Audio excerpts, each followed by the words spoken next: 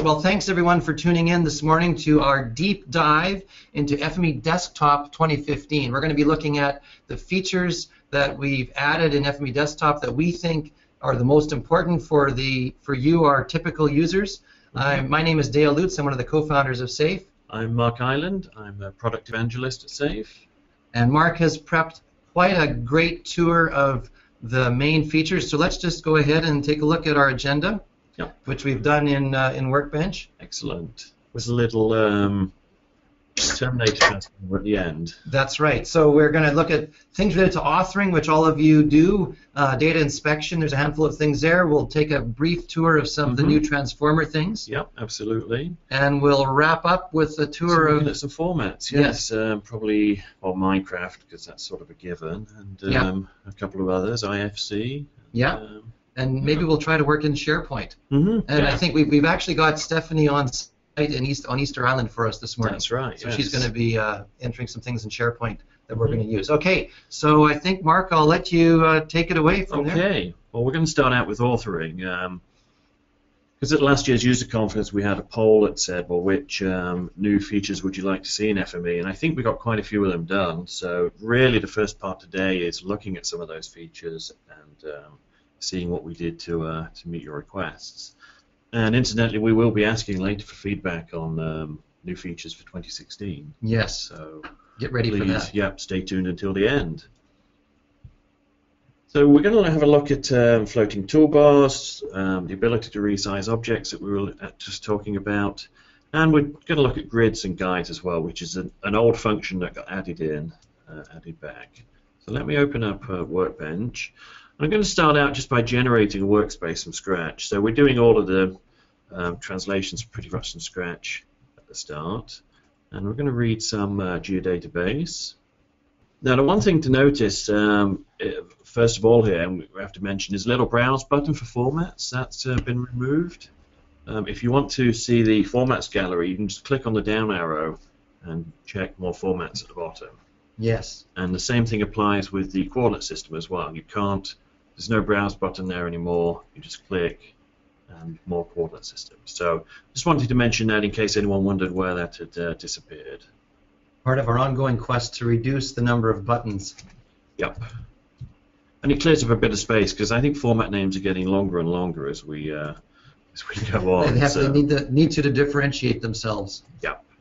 So. Okay. Wow.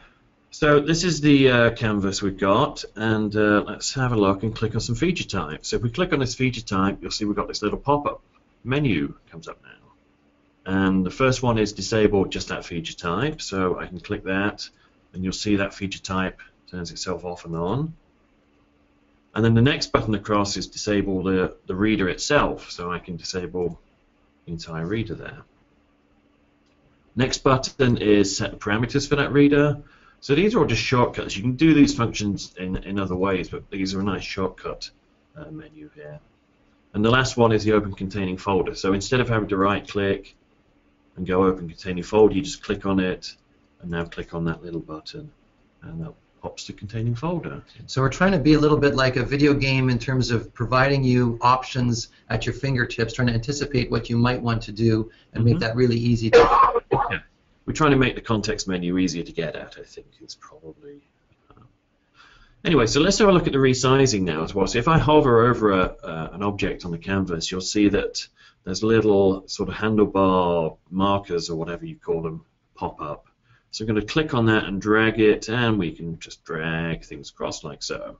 So that will be going too far, I think. Well, I can't wait to see some of the cartographers use that to divide chunks of their workspace. Yeah, so now I can do that. The other thing I can do is I can do that on multiple items as once. I can, in fact, I think you taught me yesterday, I can double-click. Yeah, double-click there. I didn't realize. That makes, like in Excel, double-click will move things to the maximum, or sorry, the minimum needed to show them without truncation. Yeah. But if you get a draggy thing like that, drag them all at once. Bang, they all snap together. So there's some nice functionality in there. I really like how that sort of all come together. So one of the other things that we added were grids and guides, because we took out the grid functionality for 2014, and that was Well, that was a mistake, I think. A lot of people relied on that, so we decided to add that back. But we added it back with a bit of interest, and we put in some guide functionality as well. So you can see as I'm moving this object about, when I come into line with other objects, then it highlights the edges, and I can sort of make sure that they're all lined up like so, and just drop it into position. And I can do the same thing horizontally and vertically like this. And there is a sort of limit to the extent, so if I put something on the other side of the screen, it's not going to try and snap to the other side. Right, it's got some kind of gravity idea. That's right. And we can look at the settings for that under Grids and Guides, under the View menu. So we've got a sensitivity and a gravity setting. I'm not quite sure what the difference there is. But we can change the color as well. And also we've got the grid function, so we can turn on the grid instead of the guides. And now you see we've got this nice patterned grid, and I can start putting transformers in. And I'm going to put an area calculator. And so we can start snapping those onto the grid like so. Yeah. So one thing that we learned when we didn't have the grid was that some customers and users really liked it, but what they told us is that they used a very coarse grid. The old FME, the grid was very fine, and that's why we didn't really find much use at SAFE. I know, Mark, you've got a fairly blocky one there. I do. But yes. Some folks have even gone with like even larger size for the cells to kind of make it more like a checkerboard, basically, to plop things down onto. Yeah, and that makes sense. Yeah, I can see that. And Mark Stokes talked about having some sort of logarithmic scale, which I don't understand what that was. I don't know how he did that, but he might have to reveal that later. But anyway, folks, things that we're trying to do to help those inner cartographers in you make your workspaces more beautiful without making you do more work. That's really what we're trying to do. The other bit of functionality I'd mention is these two options at the top for aligning the center. So if we select, so if I've got all of these things offline like that, and I select a whole bunch of them. Now this isn't new functionality, but I wanted to show this. So you can align everything to the center. Yes. And then there is a spread option as well, which I don't seem to have on my menu, that spreads them out equally divided. If you right-click, it might be there. On the actual on the right, selected guys. There we go. There'd be some sort of thing. Spread vertically. There we go. Oh, that's so beautiful. There's a couple of quick shortcuts like that that can help you as well. Yeah. But hopefully the grids and the guides will be a big use, and there's no excuse now for messy workspaces. Well, Mark Stokes says a tidy workspace reflects a tidy mind. Is that right? That's right. Okay, I'll Sounds very it. British. Did you not know that when you were in school? No, they didn't teach us that in school. I must have skipped that day. Okay. So the next thing we're going to look at is, so that was really everything on the canvas that's changed. We're going to have a look at writers now, because some of the functionality has changed when we add a writer, and in the way we set the attribute definitions. And it's changed in a way that's quite important to be aware of, I think, because we've got this funky new option here that if you don't know what it is, you might be wondering what it's for. So let's have a look at that. So I'm going to add a writer. I'm going to click Writer, Add Writer on the menu bar, and I'm going to make it in Excel format. Now, you can see at the bottom we've got this little option now that says feature type definitions, and that's not what we used to get. Yes. It used to be when you added the writer, it would pop up and say, okay, do you want to add a feature type? Well, now we're a bit more proactive and we ask you in advance. Because there's a few more things more than just yes or no. Yes. And now you can see the other thing we've got here is we've got format-specific terminology on there. Oh. So something, I wonder if folks noticed there was a subtle change there. So before it said feature type definition, when I changed the format to Excel, it became sheet definition. Wow. So if I change that to AutoCAD, layer definition. And we're speaking your language now. I guess I can go geodatabase and it's feature class definition. So throughout a lot of FME now, we've tried to make the terminology fit the format that you're working with. And some formats I don't think really have a good name, like GML. We call them feature types still. I don't know if there's a good name in GML. Well, we'll let people can write it in, and maybe if they give us a good suggestion, we'll send them a spork. Yeah, that sounds good. So I'm going to go with Excel anyway. So we're going to write out some Excel. I'm just going to set my name. We'll call it data.xml. X, whatever. You know what I mean. Excel. Excel is really just XML without the M. That's what Don says. Oh, is it? Oh, that's fair enough. So now we've got a few of these options. Oh, if you tooltip it, it actually gives you a Yeah, if you description. hover, it tells you what they're all about. So that's. So automatic. Which one? So we copy from reader would just make a copy, I guess, for all these things on the left-hand side. And it used to be that you could right-click on that and say duplicate on the reader. Right. And you still can, but this is just a shortcut to do it. If you know you want to copy, you can do that. Yeah. So what else? Import from data set. You can go out somewhere else externally. Yeah, that's the same functionality as the import feature type definitions. Yeah. Dynamic is dynamic, as it always has been. None means you don't want a feature type right now, and we put that at advanced because it really is an advanced function. If you don't know what you're doing, you really do want to have feature types in there. Manual is the same as it was before. I can say create a manual feature type and it will let me just create one. But automatic, that's the new one, and that is what we're going to try out here. So okay, you're going for an automatic feature type. Yeah. So I'm just going to rename the sheet. I'm going to call it facilities. Notice how it said sheet 1. It didn't used to do that. That's right, yes. It said new feature type, so now it says sheet 1. Okay. So I'm just going to rename it to facilities. We look at the user attributes tab. We see we've got this new definition now that says automatic, manual, or dynamic.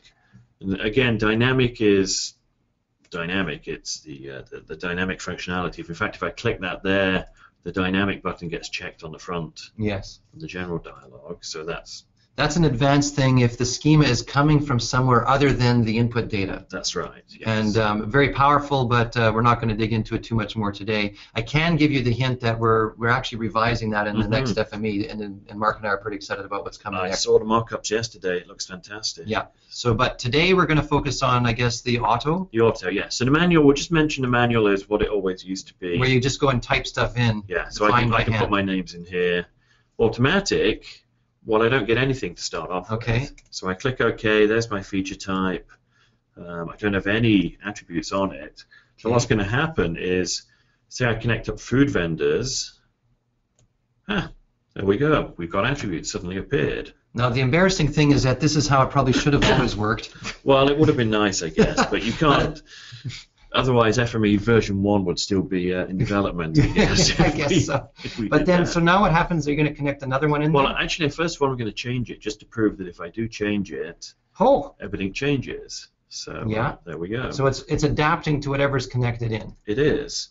The other thing is, as you got to say, they're cumulative. So if I connect two objects, it's the union. It's the union of them. There was only one attribute on that, so maybe I'll change it to parks. There we go. That's a bit better. Yeah. So that's what we have there. I'm going to delete that transformer because we don't need it. It's just getting in the way. So yeah, so we get a union of the different features when we connect them. So we do that, and we get community centers. Yes. Now, if you go in there and look at the data types, are you going to do that?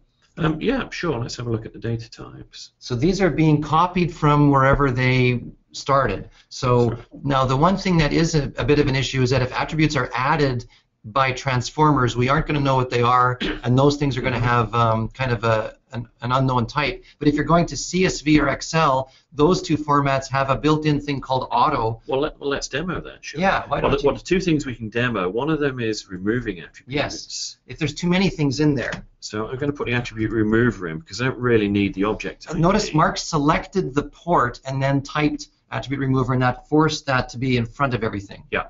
And that's not new in 2015, but it's great. So now you're going to knock some attributes off? I'm going to take object ID out because we don't really need that. Yes. So now object ID, it's gone. Bang goes the dynamite. Absolutely.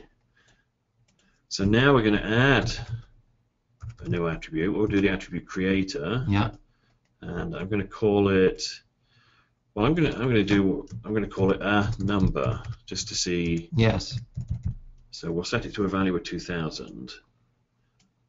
So if we open that up again and look at the user attributes, it comes up as auto. Yes.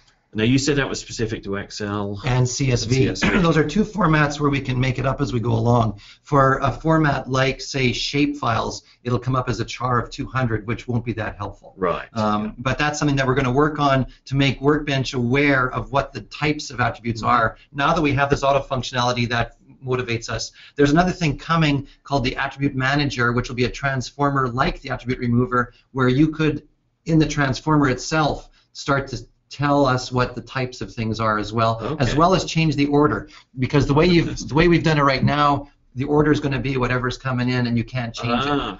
But the Attribute Manager, watch for that coming soon, will allow you to rearrange the order ahead of the final definitions. Okay. What this is doing is it's moving the definition aspect off of the static parameters hidden behind those output feature types and onto the canvas, which allows for a more dynamic experience. Yeah. So perhaps we shouldn't say dynamic. Yes. Because we've got dynamic. So just to confirm the difference, dynamic means whatever you read at runtime is going to be used as a schema, whereas for automatic, it's whatever is connected. Yes. So now I could go back to the user attributes and say, well, I've got my automatic schema. I'm going to change it to manual now. And now it'll be fixed. Right, and then so today Mark could go and say, you know what, that isn't string 100, it's going to be string of 30. Right, yes. So having connected that up, I can make those changes, and I could say instead of auto, it's going to be a number. Now, it isn't in this FME, and I know I shouldn't be talking about futures, Mark, but I do have to tell folks that the first thing that people said to us was, well, what if you select a whole bunch, which I think you can if you shift click. Yeah. Today you cannot change the type of all of them at once, but coming soon you'll be able to click there and wham, all of the ones you got selected will change. Yes. Well, that'd be fantastic. See, that they would all change to date in that situation. Because what's going to happen is a way of working will be go auto, get it kind of populated, then go manual to tune it up. And so we're really wanting to make that workflow work great. So that's where we're headed with that. That makes sense. Yep. Excellent. So that's all the new things on the writers within Workbench itself. So some new settings there. So let's have a look at the next part, which is going to be the Navigator Window. And there's a whole bunch of updates we made to the Navigator Window. I think the most important was the fact that it's now linked to the canvas and this relationship between the canvas and the Navigator Window, which we didn't really have before. I think that's really important. So let's go and have a look at that. So we're just going to shut down that help window. Okay, so the important thing here is if we look under the community map, you can see we've got 8 different feature types there. If I click a feature type, it highlights it on the canvas, and in fact vice versa as well. So if I click on drinking fountains, it highlights it in the Navigator window, which is really quite useful. So we have this backwards and forwards relationship now. And in fact, if I click on the reader itself, all of its feature types get highlighted as well. Right. And the same thing for the writer. So now we've got a better relationship, because that was always a spot of confusion, I think, between users. Was, well, how is what's on the canvas relate to what's in the Navigator window? And so we've tried to make that connection a little bit more obvious with those. Now, if we look, we've reorganized things a bit as well. We have 2 different settings there under the parameters. We've got 2 different sort of folders now. We've got one for the search envelope and one for features to read. So both of those used to come under the advanced parameters before. Now they've got their own different section within the Navigator. So we're trying to make it easier to avoid those if you want to, or if you want to find them, it's easier to find them. Now, one of the new parameters we'll mention is max feature types to read per feature type, which I've heard some good feedback so far from users. That's a new function. Dale, you told me it was quite a difficult one to create. Yes, that was tough. It's easy for us, for a particular reader, to say, look, give us the first 50. But it's much harder to say, give me the first 50 of each feature type that's coming out. But I understand that if you're doing testing, that latter functionality is much more useful. Because, I think it is, yes. Yeah. Like in this one, I've got 8 different feature types. I wouldn't want just 50 garbage. I'd want 50 of everything. Yes, to get a good sense of what's going on. So anyway, we did it, and that's excellent. Yeah. The other thing we've got is numbers in here now. We have like little feature type says 8, so now I know I've got 8 feature types. I know I've got 2 transformers, 17 user parameters. Well, 14 of those are server ones, which is a new thing we've added in here to show server-related parameters. So, but the important thing is the numbers anyway. So now you know how many of each you've got without having to expand each component in there. Now the other thing I really like, I mean this is great to me as well, is the bookmarks. So if I'm going to put a bookmark around all these objects, we can look in the bookmarks and we can now expand that bookmark like a folder. Before it just used to be a full list of bookmarks and you could click on it and go to it, but you couldn't see the contents. Now we can actually see what the contents are. And like in the other way, we can click on that contents and it'll show it up on the canvas. I'm scared to ask, but if you have nested bookmarks, do they nest in here too? I think they do, yeah. I mean, just for example, I'll resize that bookmark and you can see it's adding these transformers as we're going along. So now we can find where they are. But I think if we nest... Mark and I did not try this during the rehearsal. No, so if it doesn't work, we can blame Dale. So if you put that in there... I'm going to put that there. Yeah, it is nested. It is, you're right. Wow, that's excellent. Well done, Shelley. It does actually appear twice. Yes, because so you can find it as well on the outside. I remember that discussion. But that's fantastic. So, I knew it was going to work. That is fantastic. Okay. So nested bookmark, but more than that, the bookmark folders, which I think is going to be really useful for lots of people.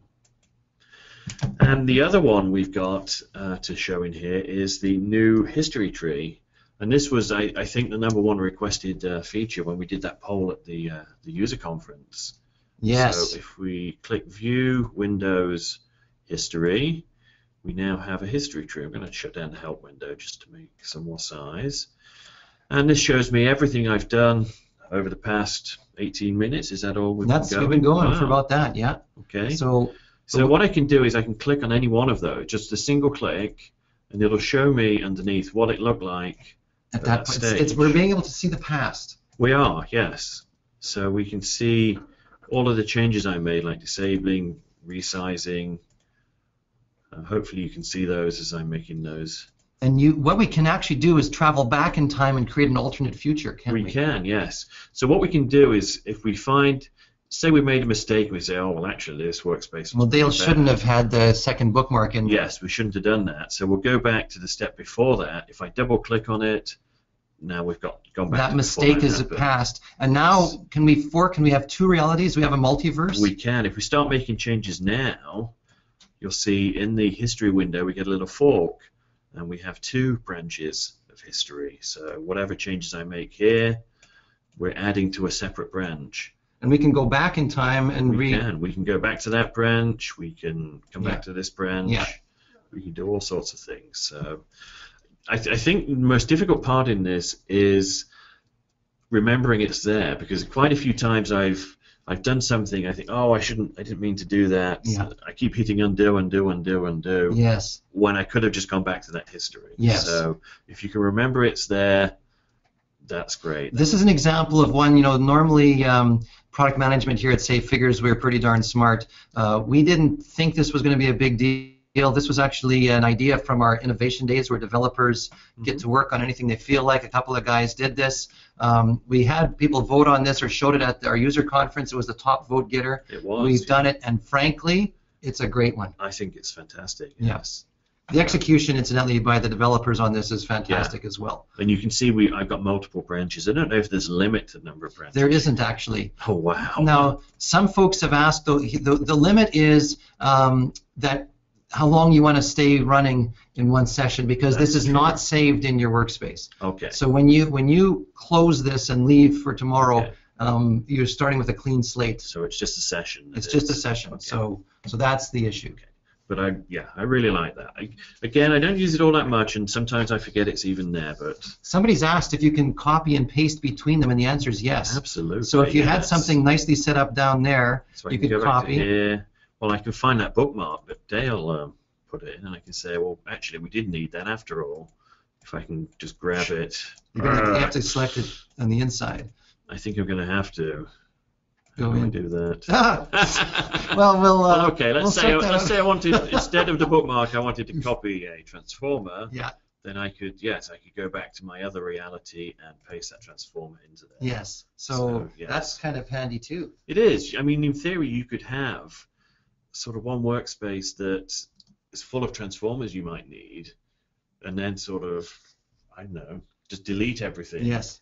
And start your new but flip backwards and forwards, Yes. copying stuff. And someone has asked if we go back in time, let's say way back to there, double click there. They asked if we lost all that other stuff, and the answer is no. You can go forward in time again and get back where you were. So it is a true multiverse where everything is there at all times. Absolutely. You just don't have to get into a little phone booth to travel between them. That's right.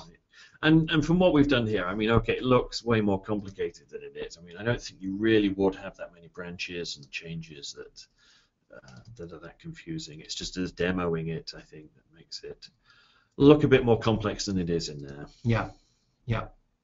Excellent. Okay, well, let's have a look. We've looked at the Navigator window and all of those functions. Object counts. Oh, yeah, yes, we did do that. Yes, that's all right. of the different objects. And, okay, yeah, you must have a script, Mark. Yeah, it's amazing, eh? Well, let's have a look at the FME options, because we changed a couple of things in the options that are really quite useful, especially name connections, and we'll look at that. Okay, so we go Tools, FME Options. We've got some new graphics. I noticed that. Oh yeah, I didn't even know this till right this second. Oh really? Well, there you go. Look at that. The one new thing I want to show is in default paths. We have documentation help locations. Now, why do we need that, Dale?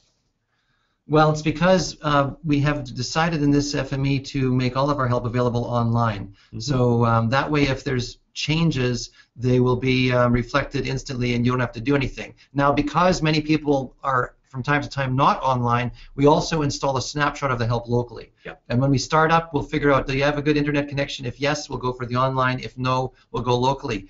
On your ride out here, did you use the local at all?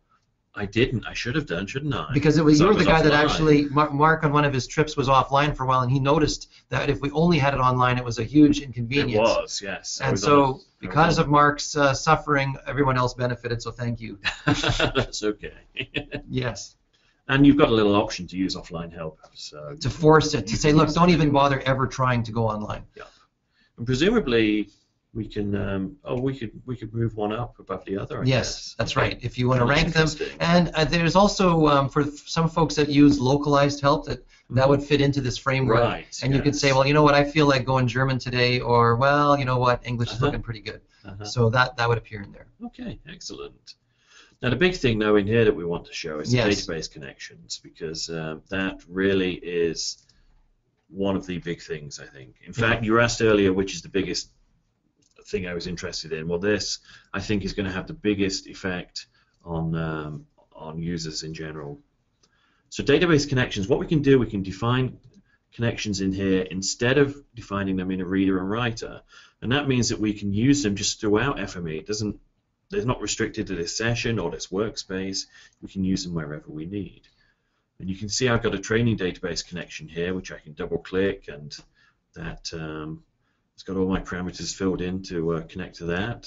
And click the test button, make sure it works, and we're good. I can also add a new connection. So we have all of these. These are called families here. So there's basically for the different types of systems, we will then redefine this form, if you choose Oracle, for example, to reflect the things you need for Oracle. Got you. And then once you've defined a connection to Oracle, then a variety of the FME readers that may use Oracle connection, like raster is different than Oracle Spatial, is different than Oracle Tables, would all use that connection. Okay, so I'm just going to fire up another workbench just to prove that this connection works on multiple things. So here we go. I'm going to click Reader, Add Reader. I'm going to go with PostGIS format, and it says, I'll just use the training database and connect to that. Right. And so if you want to still work the way you used to, instead of training database, you would use another one that's called Embed. Embed is the business as usual from before. That's right. The advantage here, if you use a connection, is that no workspace ever has a password in it. That's right. If I email this workspace to Dale, he's not going to get my password. Right. And when I open that workspace, I'll be prompted, hey, do you have a connection for the training database? And if I say no, then I'll be forced to come up with manually entering some things. Right. So that's where we're going with that. The other thing we can do is if you change your mind and you want to go back to embedded, you can right-click on the reader in the Navigator window, and you can say exposed to connection parameters. So that'd be the scenario where Mark is going to send me the workspace and take pity on me and not make me have to fiddle around. Yeah. Or you could just create your own connection pretty easily. Yeah. But the other way is like this. So now we've gone back to using parameters, and now again I can flip back to that and say use a connection. And you flip it And we back flip and it forth. back. Now we do need to point out that FME Server at this release does not do named connections. So if you're going to be publishing a workspace to FME Server, you got to do the trick Mark just said and say expose the embed the parameters. I've got a feeling that it'll tell you when you try Yeah. to publish it. Yeah. So That's getting changed, of course, but yeah. so what do you do there? Oh, it works in the joiner as well. I'm putting a joiner down. We've got the same functionality. Yeah. Joiner has that. I think the SQL Creator guys. I expect it will. SQL Creator and Executor will have the same capability. There we go. So we can use that in any reader, any format. I'm not having to type in all of my parameters again and again. It's just fantastic. Yeah, it's Really, it's very addictive. Again, you know, I shouldn't be talking about it, but we're excited about some of the things coming. Right now, the set of those definitions is a local thing per user, and there's actually a place where you can point, or you can choose. Right, that came under the options as well. Yeah. So where is you and I looked at this yesterday? Do you remember what it is? Yes, there it is. Oh, there we go. Name connection file. So if you want to, you can go and put that somewhere else. Maybe share one between a couple of people. That's right. Or what we've done at Safe actually is we have somebody's made a file with all of our databases. All the databases, and everybody is pointing at their own copy of that. But where we're headed is in the future, you'll be able to, instead of name connection file, you'll be able to say name connection : and then we'll also be able to attach to a database. Yes. So that's underway right now, and that way a whole organization could share, as well as, and my real vision for this is that there'd be a database and a local version. Right. So you could kind of have the things in common and the things for yourself. Excellent. But that's all things that are underway. Okay. Actually, under options as well, we have web service connections. We just wanted to. Yes. Let's pop one of these up. So this is, I guess, what I call foundational work in this release. We've done a pile of work so that we are going to be able to easily make use of web APIs in the future. And so we've implemented all the OAuth, if you've heard of that. So actually, Mark, just for fun, try Gmail to show folks. If we say authenticate, then Mark would actually, this is actually onto Google's thing, and if he actually would sign in, then we would save what's called the tokens that came back, and then later on, so let's cancel it here, something like that. But what good does that do you? Today, it doesn't do you a pile of good, but I can show you, if you put down an HTTP caller, which is something we're going to show very shortly. Then down here on authentication, and then we'd say, instead of basic authentication, if we use a named one, then that's where this would go. And now in the URL at the top, we could be making REST API calls against the Google Gmail API. Pulling emails or sending emails. Making drafts is one of my favorite things. But this is the start of where we want to go to allowing web services to be full-class citizens. So as it stands right now, it certainly can be used for some things, but this is the foundational work. Yeah. So yeah, I mean, it's not just Gmail as well. There are all the other services in there that we can access. Yeah. Okay. Well, I think that's looked at the options dialog. Let's see what comes up next. Data inspection. Yes. So we're going to have a look at data inspection, and we'll start with Workbench, because Workbench has been integrated a little bit better with the data inspection tools, and we want to show that first. So let's fire Workbench up, and this time we're going to open up a canned workspace. Google Drive. Let's see. Okay. So we have a canned workspace here. Hopefully you can see. We'll zoom in a little bit. Whoops, maybe that's a bit too much. Now what this workspace is doing, it's from the training course, it's just calculating the risk of flooding for different properties in the city of Vancouver, depending on elevation and closeness to the coast. So what I'm going to do is hit the Run button. In fact, what I'm going to do is click on Run on the menu bar, because we have a whole new Run menu on the menu bar and under there. So instead of going File Run, as it used to be, we now have the Run option. So we click Run, run the workspace, and we should see numbers popping up that's showing us live. Yep, I'm trying to zoom in and let's run that again just to... In slow motion, can we? Yeah, we can't really... Well, we could slow it down. We could put a decelerator Is it going right now? there. Okay, there they go. There we go, yeah. So we'll have to remember that. Put a decelerator in to slow it down. So we're seeing numbers live, and I thought that really was a bit of a gimmick at first because it was nice, but what does it really give you? But then I think it was you or Don mentioned in the webinar the other week, well, if you see something going wrong in your workspace, you can stop it as soon as you see that, and you get a much better idea for that if you can see the numbers rolling by. Yeah. So I found it used like almost the second or third time I realized that I had done something wrong, and I stopped it, and it instantly saved me time. Yeah. Now, what's with that red thing? That is a rejected port, and all the rejected ports now, whether they're connected to anything or not, actually get recorded, and we can right-click or double-click that and choose to inspect the features that came out of that rejected port. So let's open that up, and there are 8 point features that got rejected. We'll turn off the background map just so we can see them a little bit better. They're only point features. So anyway, it was the area builder, and these were point features, so it threw them away because you can't build areas out of points. Right. So that's what that was all about. So let's go back to Workbench and have another look. So that was the rejected port. So any transformer with a rejected port should get that. Now for the full-on experience, if we look under the Run menu, we've got Run with Full Inspection, which is a completely new option in 2015. And I'm going to hit the Run button on that. And you'll see the feature counts are going along as before, but they've got a colored background. And so what that means is that data is being saved at that point, and we can look at it in the inspector. So, and you can see lots of stuff is, like even all the ports aren't connected have all got count after them, like the test to failed port. Right. So, so we can look and say, well, what features failed that, and we can right-click and inspect those, and we can see what features failed. And I'm guessing, where are we? There we go, a lot of points. So those are all properties that weren't within distance of the certain distance of the coastline, but they failed the test, and so they came out of failed port, and we can inspect them like so. And what we can also do is right-click and say inspect every recorded feature on there.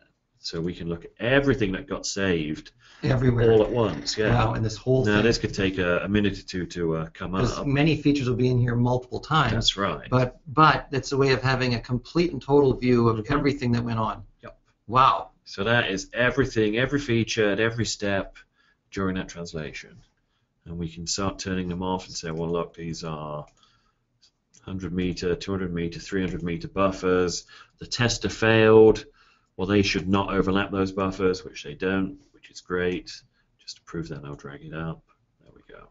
So we can show all of that information there.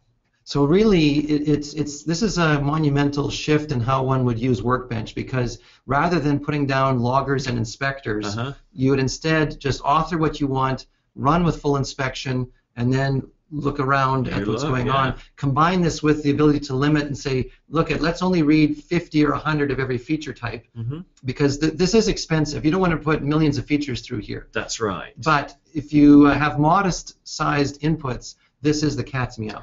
That would probably be where you'd use the features to read per feature type, because that way you could just read a sample of data and run it through this and find out what's going on.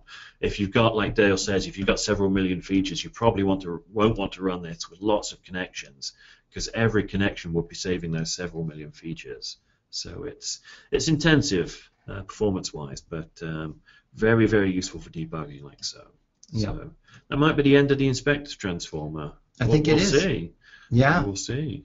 It's hard to. Well, it has a few things. You can do group bys and set colors and things, but you'd certainly not be using it willy-nilly during authoring process. I wonder if maybe if something crashed further up here, if there was an error, a red error thing that came up, you might want to put an inspector early on, because I don't know if it would save what was coming up. That's something we'd have to try. I didn't think about that. But okay. Anyway, so we are looking at data inspection. We've looked at Workbench. So we've looked at the Run menu, the full inspection, the rejected, and the feature counts. let's have a look at the data inspector now and see what has changed in there. And I think a lot of these changes are already in 2014 service packs, but in general, when you look at feature information, we've got a bit of a revised layout, some nice graphics there to show you what the geometry is. I think we can right-click now where we can say log the feature. So before, yes, I never really used to use the log window. I always had that shut. But now it's actually going to be useful because I can say, well, let me have a look at that feature. Instead of having to look at the coordinates in the information window, I can log them like so. And that really has got a lot of coordinates in it. Wow. Whew. In fact, it'll probably tell me that. If I looked in the information window, it'll probably tell me how many coordinates there were. 9,343. Yeah. So yeah, that was a lot. But anyway, you can right-click on a feature, log that feature as well. So that's great. In the table view, I think you can do the same. You can inspect the value, save selected data as. So if we got, let's see, let's find one that's got, there we go, we've got rejected there. So we can select several of these records, right-click, save selected data as whatever we want to save it as. Yes. So. And the other thing I've noticed, Mark, is that you dock the table view with the feature information window. I do. And that is a clever thing to do. I have not done that. I'm going to start doing that. Sometimes I forget what I've done and what is a default. So, yes.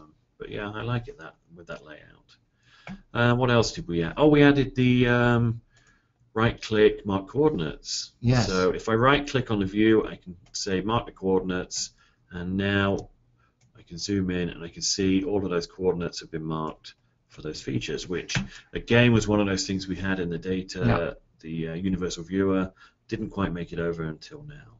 So there we go. Are you looking at background maps? Yeah, we should look at background maps, shouldn't we? What I'm going to do is I'm going to, let me see if I can turn them off completely for a start. Notice that now, as soon as you do something and apply it, it gets applied to the same view automatically. So that's good. It never used to do that. I'm looking to see if it comes up with a little. I'm looking to see if we get. Let's open up a separate data set and see what it does. So we'll open up a parks data set. All I want to do is show we've got a little message that appears at the top of the screen now. I think it only does it if it's like if you kill the data inspector. Why don't you go ahead? Okay, we'll kill the data inspector. We'll long live the data inspector. Yes, we'll start it up again. So this would be what happens to you when you're starting fresh. Open recent parks. There we go. Okay, there we go. Now we got a little option that pops up and said, do you want to configure the background maps? So it's asking us there. So yeah, we can click OK on that.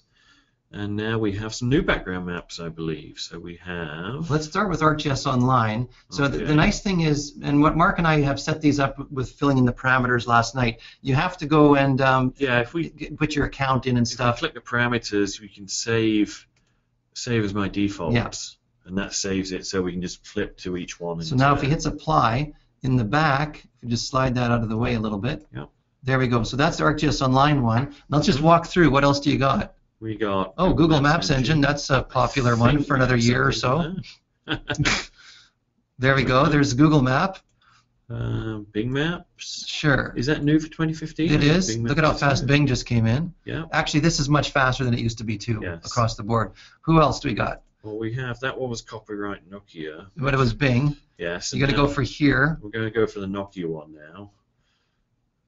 So and that's copyright Navtech. So so anyway, that's that. That confused us. What else have we? We've got the basic statement one. That one doesn't need any authentication, no, so we can try that. So we can apply that. And let's try.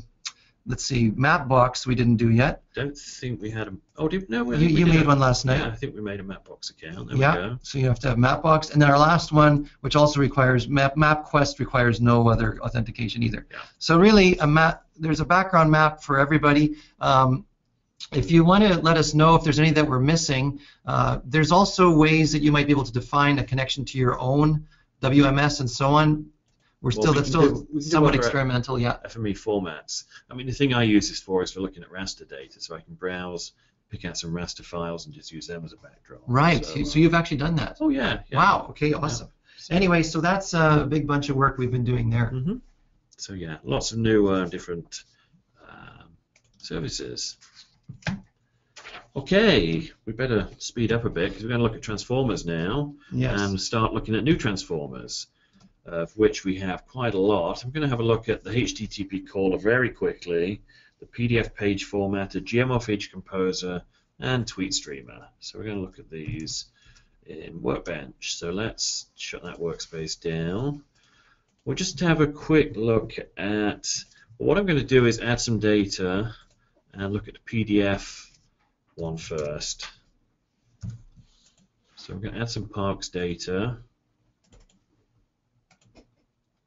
and I'm going to add another reader, which is going to be KML, and we're going to add some neighborhood data. And what we're going to do, we're going to create a PDF output of this. So we're going to put that in there. We're going to define it all using this PDF page formatter. So we're going to connect this parks up. We're going to connect the neighborhoods to the same input port, and I'll mention why in a bit. And now we open up this, and you can see, well, we've got the options to set different page sizes. A0, that's my favorite page size. If you're allowed to have a favorite page size, that's mine. But the important thing is their parks. We can drag that little thing in here. So for each input port, you can drag it in and you can resize it to fit on the page however you like. So we can move that about. Yeah. And if we've got multiple layers, we can move them back as well, back and forwards. And so you could add another port in here somehow. We could, yes. Now you right-click over there. Right-click over there, add object, and we can say this is a new port. And then drag that in. We drag that in. Yeah. We could have it down there at the bottom of, say, an inset map. I should zoom in a little bit. In fact, you can zoom in like that. You can zoom in, Control+. Yeah. So you can see that we can do that. Oh, I got to have to caps lock. New port. So there we go. So we got those connections like that. And we'll just connect that to the logger and run this just to show what that's doing. And really all it's doing is adding format parameters on there, like the rectangle and the frame order and so on. So that's. But when you do that and you output it to PDF, then you get everything organized within that area that you've defined in there. And I have a good example of that I'm just going to open up now. Deep dive, PDF, advanced PDF. There we go. So yeah, so this is one that styles up. It uses the PDF styler along with it. It does, yes. And has quite a more sophisticated layout in there. So what we've got there, we've got multiple layers on the output, and the order of the ports determines the order of the layers in the output. So that's quite important to get those in order. And you can change the order by opening this up, right-clicking on something and saying send to back or bring to front, and so on. And here what I've done is I put all of my things I want to overlap in the same area, so you can say, well, it's in position 1, 1, and it's got width 7 and height 6. So I can just change this and make sure it overlaps like so. So everything's overlapping in there. We've got a bit of an inset map and some label that we've got at the bottom, which I'm just creating with a creator transformer. And yeah, that's pretty much. So you can use that trick. You're going to click on the output and we're going to open the containing folder. That's right, yeah. There we go. See, I keep forgetting about that. And now we can open this up, and there's our map. And we're going to have to zoom in a bit to see the roads, I think. But there are the roads, the parks. We've got the little inset map down there, and the label down in the bottom right. So we can create our own PDF maps out of this. I think it's because I've seen people do this before, and it takes a lot of effort to do before. Yeah. So now, hopefully, with this transformer, that'll be way, way, way quicker. So you know what? I think we should just skip the rest of the transformers and move on to the next section to talk about the updates in some of the transformers. Oh, okay, sure. And Mark has some other material. We can maybe, after we're done, if you want to hang around, we can look at GML. I know Don will want to see that afterwards. Absolutely. And what was the other one that we look at there? I think Tweet Streamer and... the HTTP caller. Which we kind of touched on already. Yeah. So let's look at the next... let's have a look at the updates. So updated transformers. So we are going to look at attribute merging, parallel processing, folder options, and the expression evaluator. So where does the attribute merging come in? Well, if we have transformers like the point and area overlayer, the feature merger, the neighbor finder, if we open all of these up in turn, you'll see that they've got a new set of settings at the bottom called attribute accumulation. And that says, well, how do you want to accumulate your attributes together? Do you want to merge the incoming ones? Do you want to prefix them, or do you want to only use those and wipe out what attributes were there before? So we're trying to standardize how attributes get merged together, because I think it did get a bit confusing. Each transformer used to do its own thing, so now we're trying to standardize that. So that's the interesting thing when they conflict. If you're in the merging business, then you have to say who's the winner, the attribute that was already there, the incumbent, or the incomer. And so that's the thing. The historical thing there is that in the beginning, Don and I were the two programmers at SAFE, and I did things one way and Don did things the other way. And here we are 20 years later, and finally we've been brought together. There we go. So we've harmonized those, and there it is in there, and in the neighbor finder as well. While we're on the neighbor finder, we've added an option here, the number of neighbors to find, which if you know you only want the closest one, then that is literally 2 orders of magnitude faster than the old option, which is just to say, give me all the neighbors within 50 meters. Yeah, so that's something to point out there. Okay. Open containing folders, not just on feature types as well. We can actually do it within transformers. So like the attribute file writer. If I'm writing a file, okay, I'm just going to set a file up here. We're going to write that attribute. But now if we look down on the drop-down list, we've got select target file name and open containing folder. So open containing folder just opens handy. that folder up. We know people spend a lot of time figuring out where data is. Yeah, so we wanted to put those on there. So any transformer that's got a path or a file name should now have those 2 parameter options on there to open the containing folder. Yeah. Expression evaluator, let's have a look at that. For that I'm going to fire up FME 2014 very quickly, because we want to show what you used to have to do and now what you can do instead. So in FME 2014 we had, so what I've got here is some rainfall, precipitation figures. I'm basically calculating a running average throughout the year using expression evaluator, which is basically the total precipitation divided by the month number, 1, 2, 3, 4, 5. So if I run that in 2014, what I'm going to get is the running average is always integer numbers, and it's always an integer number because we always did integer calculations in 2014. If I wanted to get floating point values, I'd have to actually multiply something by 1.0 or use a function to turn it into a floating point. Now if I run that, now I would actually get these in with floating point, not just integers. Yes. So now in 2015, we don't have that issue anymore. In 2015, although I've got the same. Now this is a new 2015 workspace, entirely new 2015 workspace that I created. Now I don't need to put any function in there or the multiply by 1 or anything like that. All I need to do is run that translation and it should give me floating point numbers automatically now. Yeah. So basically we've changed the expression evaluator to give you the proper result instead of just integers. The programmers out there are unhappy, the old Fortran programmers. Yes. I'm sure. But they would have probably had the multiply 1.0 or a function, and that won't make any difference. Yes, That'll do the same thing as it did before. So now just quickly, if you open up that old workspace, what happens? Okay, let's open up 2014 in here. We can say, open that up, and it will say, oh, hang on, just to remind you. So the thinking is that it'll still behave as it always did, but the second you open it up and fiddle with it, we'll flip it to new behavior. Yeah. So at this moment now it's new behavior. It is. So now we should get floating point values, even though this was the old 2014 workspace. Yeah. As soon as you open it up and check in the transformer. There it is. There we go.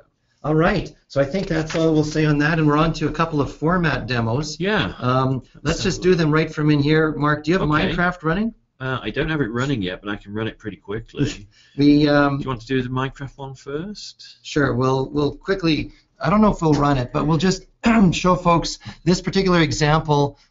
We can walk through it after we're into overtime, but the main thing is we're reading an OBJ file that is a statue definition, a DEM of Easter Island, and Stephanie was sent on location to Easter Island, and she used SharePoint. Are you logged into SharePoint still? I don't think I am, no. Okay, but we won't go looking there, but we're reading statue locations off of SharePoint. Yep. And then we end up creating a Minecraft world. So if you want to fire up Minecraft, and we'll show folks. So SharePoint's a new format. Yep.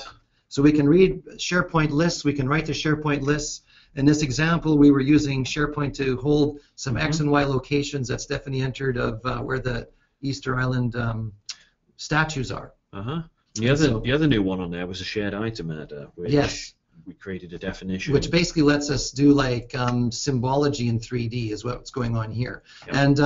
And Dimitri set this up so that we rotate these guys' heads so that they're facing the ocean. So if Mark wheels around, we can see we're at the ocean, and these guys are doing that. And there we go. We could. Oh, I wonder what was. Is that stupid music playing? The nice, relaxing Minecraft music. It's nice and calming. So that's an OBJ model that's been placed in, and we've had people starting to do building models and other things with that. So I think we'll kill that now. Now the thing to remember, I think, about Minecraft writing is it needs to be point clouds that you're writing to that. There is a whole technique to writing these, and we're going to do a webinar on this in a couple months' time. So we're converting that into point clouds and placing grass and stuff. Yeah. So we're making a point cloud out of the Moai statues. Yeah.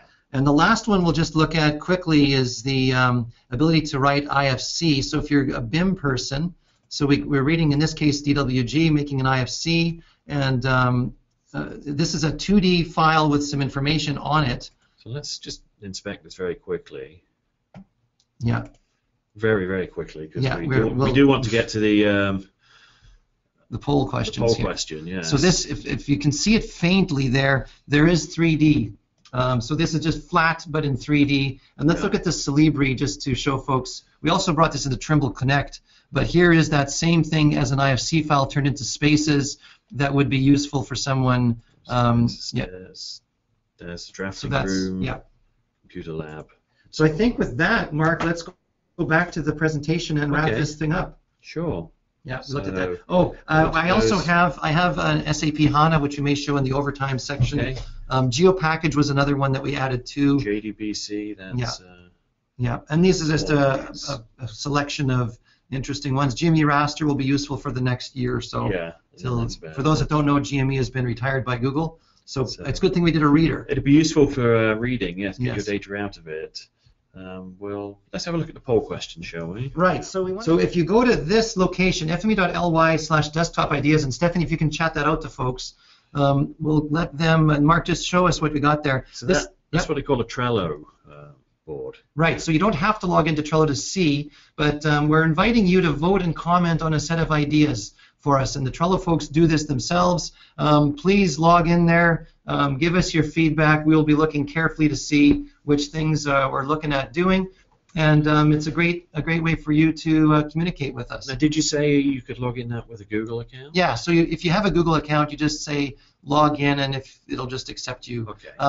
It is the case that when you leave a comment, it's going to associate your name with it. So, if you're going to say nasty things, if I click on the wormholes, I can click on the votes and see who's voted for that. Yeah, those are three early respondents. And if I want to vote on it, there's a vote button down here. Yes. So I can vote on that as well. Yes, exactly. I like wormholes. Who doesn't like wormholes? They're great. I watch Deep Space Nine. It's a great thing. So I think with that, Mark, let's go back to the slides. We just wanted to remind folks that we got an FME World Tour coming up. We're going to a pile of cities all over the world.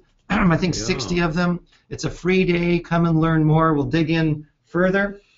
And I think with that, we've got lots of cities all over the world. Lots of places. Please sign up. You're doing Winnipeg. I probably will go to Winnipeg. Yes. It's 9 o'clock. So we're going to thank you all. Mark and I are going to hang around and do a couple more demos if people want to stay. We'll also look at some more Q&A from folks. I noticed that the folks were absolutely pummeling our panel. Fantastic. That's what they're there for. And a lot of great suggestions and ideas. And thank yous and kudos flying by. So Great. really great. So if you have to leave, thanks so much for tuning in. So we'll say bye for now. Yeah, but thank you for coming again, and we'll carry on and do a couple more demos in case anyone wants to. If folks want to hang around, we'll look at a few questions and do some demos. But otherwise, if you have to leave, we understand that. And don't forget the server webinar. Thursday. Yeah. They got some great demos and amazing things on the automate side of what we do at SAFE. Today, you and I talked about connecting and transforming, but those guys will talk about automating. All right, so thanks, folks. Now, Mark, what demos didn't we do? I think there was only one that I really wanted to show and didn't. I know Don is waiting for the feature composer. Is that the one? Well, that's the one that we didn't show. So let's have a look at that. And this was because I wanted to make my own format. Oh, yeah. Because we don't have enough formats in the world. I mean, we only support about 400, so we need more formats. So I wanted to make my own format of data that was sort of a text-based thing with GML snippets in the middle.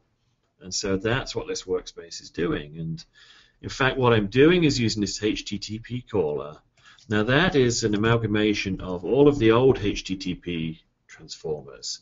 So we used to have the deleter, the fetcher, the file uploader, the uploader, the header, all of those are now just in one transformer called the HTTP caller. So that's what we did there. And so what I'm using this for is to scrape our website, the World Tour website, in fact, and I'm trying to find out a list of venues for the World Tour.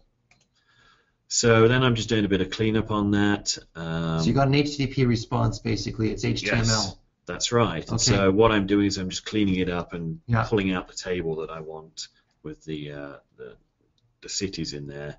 And then I'm using the XML fragmenter to fragment that table up, because obviously HTML is XML in another form. So I'm splitting that up with the XML fragmenter and creating a different feature for every city. I'm sending that off to be geocoded with the Google geocoder that we've got in our FME store, with a decelerator to slow it down so we don't overwhelm their web service. Because if we send too many at once, it times out, so we don't do that. And then we're using the GML feature composer. So we open that up, and what I've done is I've got a schema called the MFME WTGML format. That's Mark's FME World Tour JSON-like markup language, which is my new... It's really Mark's feature manipulation engine. That's right, if I want to extend the FME. Okay, so that's a wonderful format you've invented there. I know, it's fantastic. But the important thing here is what we're doing is we're turning each different point feature into a snippet of GML according to the contents of that schema. Right. So this is a way to create GML within a workspace just for an individual feature. And then what I'm doing is I'm concatenating my format together, and I'm just writing it out to a text line. Can you pop open the string concatenator? Let's. Yeah, sure. Better in advanced. Ah, that's what it looks like. So it's not quite JSON. It's. No, it's got square brackets, so you wanted to make sure that nothing. It was JSON, nothing that people would know would be able to parse this. Be able to read this. Yes. Okay. Good. So there we go. It's a way of really encrypting secrets. It is. It's not really a proprietary format, though. I mean, I'll make it open source. How's that? Okay, so we ran that. In fact, it's still running. You can see the numbers are just running. This is one way we know how many World Tour stops we got. Yes, we probably got. Well, we have 68 records. 63 got geocoded. So 5 of them are in parts unknown. Or we sent too many requests at once to Google, and it said no, you've got too many requests. Oh, see, I right-click Open Containing Folder. I can't stop myself and edit with Notepad. So here we've got the results of that, which I wonder if I can zoom out a bit in here, because it is zoomed in a bit. Zoom out. It lets people like me be able to read it with no problem, though. Yeah. I can see a nice GML payload in the middle. So that's right. So we've got some attributes in here, and then we've got the geometry, which is just a little bit of GML in the middle. And really, I guess that's what KML is. KML is a bunch of XML with GML snippets. Actually, seriously, at SAFE, we're seeing more XML documents that are not GML that then have in the middle of them this exact payload for location. And so that's a fairly fun example, but it is a serious example. That, I mean, usually they don't wrap it in. They usually wrap it in XML and not their own made-up thing. I just didn't want to have to write my own schema documents as well. So. It also is harder then to pick out where the things change. It is, yeah. So that was HTTP caller and some XML things. And, GML feature. Composer, And this geocoder is something you have to. It's using the Google public APIs. It is. You have to follow their terms and conditions. Yes, that's right. And so if you send it too many at once, it says you can't do that. But we've got a couple of geocoders. Actually, the ArcGIS one has much nicer terms and conditions. It probably does, but so we could do that. We could use that one instead, And I know Bruce Harold is out there, and he works on that thing, and that thing is very good worldwide, I know. Okay. I'm sure it is. I just picked one that was... Okay. Pick one or the other, and that... Anyway. So what else do we have any... I think that was all the demos I had, actually. I don't think we missed any other ones out. We should look at some of the questions. Actually, I could show SAP HANA. Oh, okay. So Stephanie, do you want to make me the presenter? Let's see if Stephanie can do that, if she's paying attention. Well, she might not be there. Oh, there we go. Dale was made presenter. Have I been made the presenter? You have been made a presenter. Show my screen. Okay, so what I was going to show here was that I've got a JDBC connection. This is my connection string using the SAP HANA driver. And that's my scary machine address that Raven put together for me literally 20 minutes ago because this wasn't working 20 minutes ago. So if I run this, we're reading from JDBC. And of course, having JDBC as a gateway opens up FME to a large number of different systems. I know Don is a big AS400 person.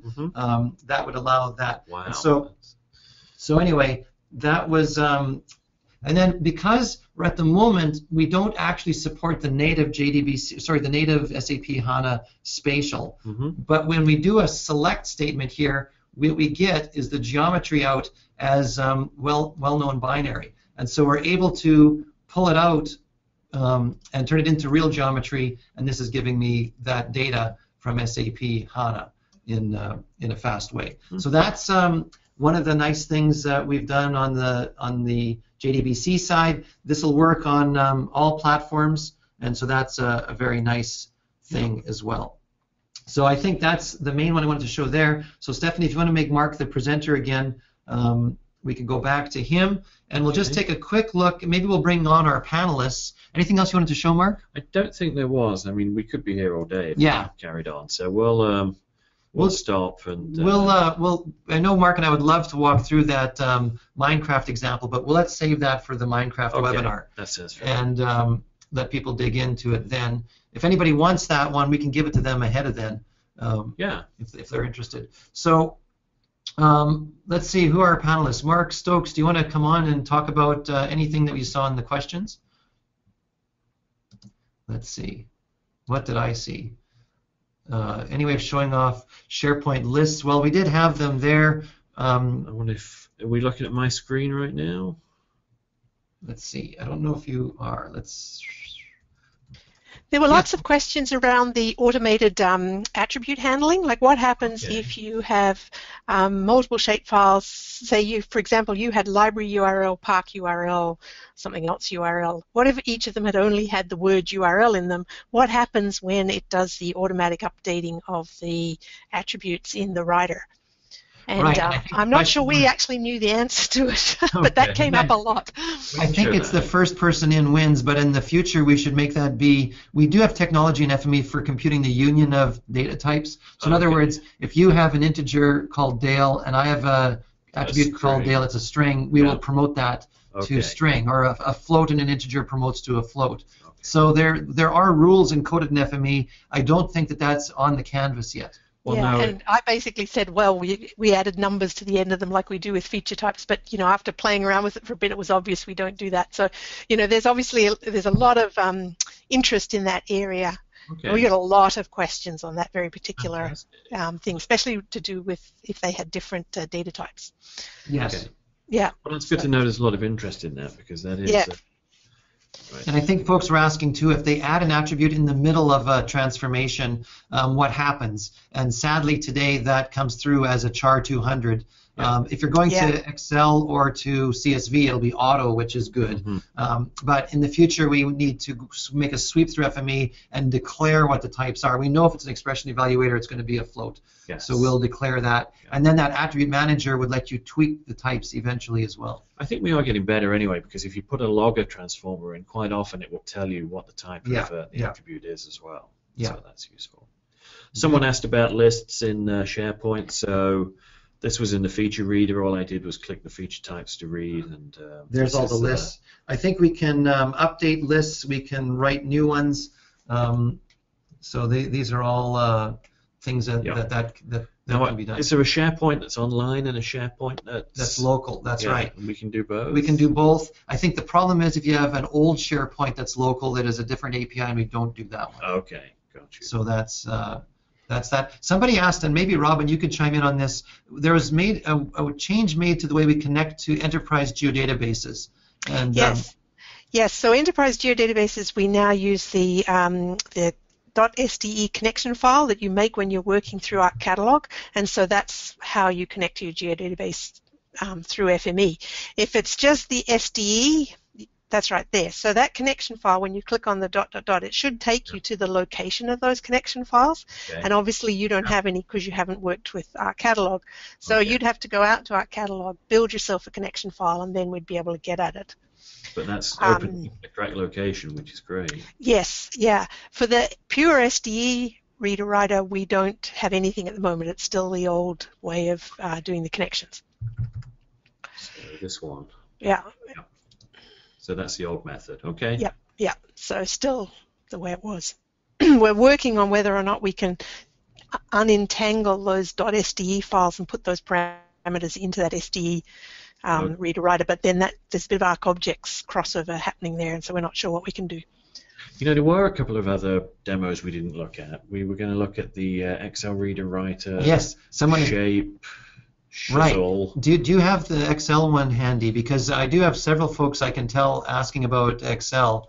I hope that let's see. Well, let's just read and write some Excel and have a look and see if we can remember what's updated.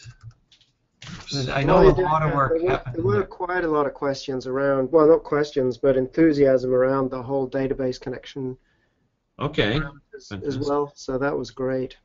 Yeah. Where are we? Here we go, public arts. So Excel, we're going to read and write from Excel. So I know that we can do things like hyperlinks can be created. You can put pictures in.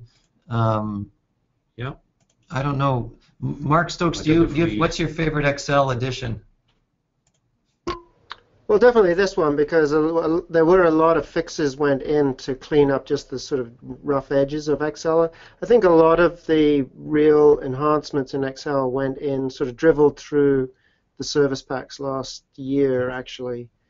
So I think most of the cleanup in Excel for 2015 has been just fixing some rough edges on the Excel reader and writer, particularly on the writer side. Do you know how we would insert a hyperlink? Do we just put it as an attribute? I do not know. That's the problem. So I think we need to do an Excel specific webinar again, because it's very, very powerful. We have a kind of a reporting webinar coming up. I'm not quite sure what the date is, but it'll be sort of late April-ish, I think, and we'll cover off some of those things there. Yeah. Let me go back to the SQL Server harmonize. Oh man, we got to talk about that. We missed the harmonizing. We did. That is very important. And so if you're still here, that's great. It's worth as well. How could you? That's where we're going with readers and writers. Yes. Yes. I'm just gonna do that. So let's add a writer for SQL. Do I need to connect? Oh, I probably need to connect to something. Well, you can lie. Yeah. We'll just see what it says. It'll be happy. We'll go with manual.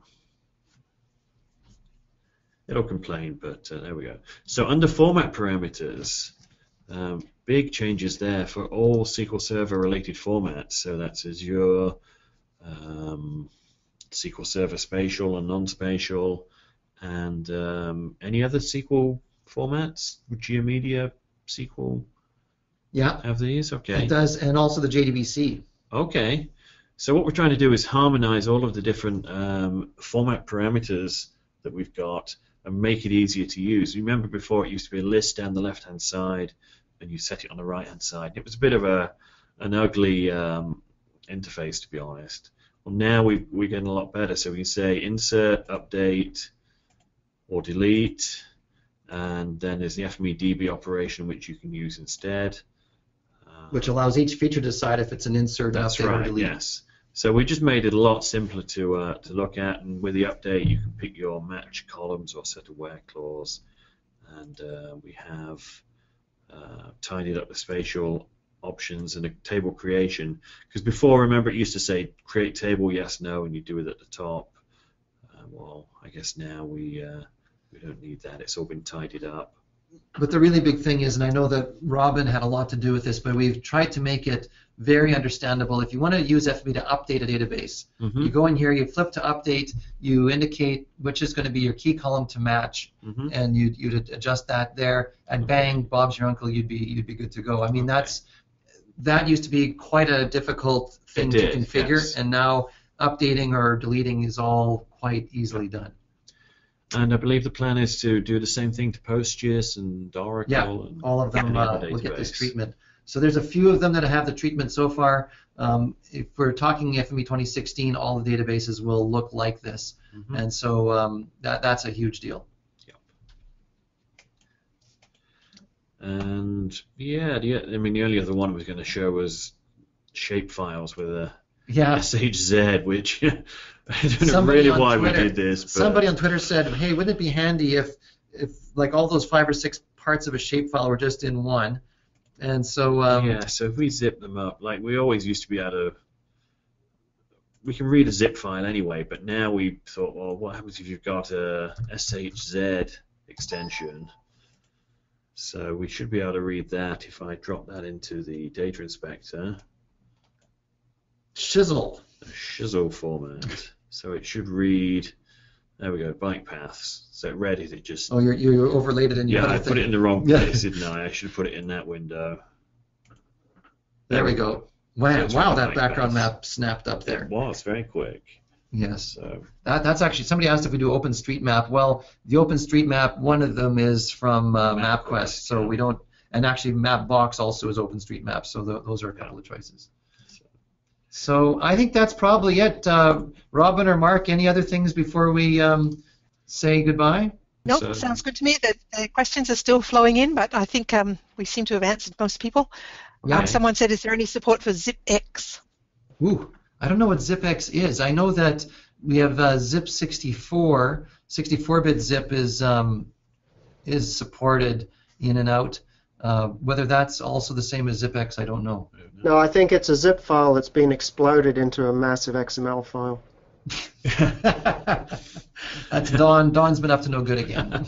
But I mean, for an idea like that, you can always go onto the Trello board that we showed earlier and put that in the other category. I think my screen still. So yeah, under each set of ideas is an other category right at the bottom. So if you open up the other and just say, I'd like ZipX support, and comment like that, and then we'll know who said it and things like that. So please do go into these, and if you put something like that, other people can vote up on it as well. And apparently it's come out of WinZip and it's been around for a little while, but not long. Okay, well, we'll definitely look at it. All right, so I think with that, we're going to sign off, Mark and I will. If anybody else wants to ask our panelists some questions, you still can type them in, but we're going to stop the actual broadcast. So thanks, everybody, so much for tuning in. It's been great. It's been great. We love what we do here at SAFE, but more than that, we love sharing it with all of you so that you can be more productive. And yeah, I mean, FME 2015, it's probably one of, well, I know we should be getting better every year, but it really is the best by a long way, I'd say. So. Yeah, we're very proud of it, and really look forward to seeing what all of you end up doing with it. And we hope that it'll make your days go faster and your jobs be more happy, productive, fun, and just overall enjoyable. So thanks so much for tuning in. We're going to stop our audio part of the broadcast now, and we'll see you, I guess, in 2 days or a little less for for the deep dive in FME Server. Sounds good. Okay, Bye, bye. everyone.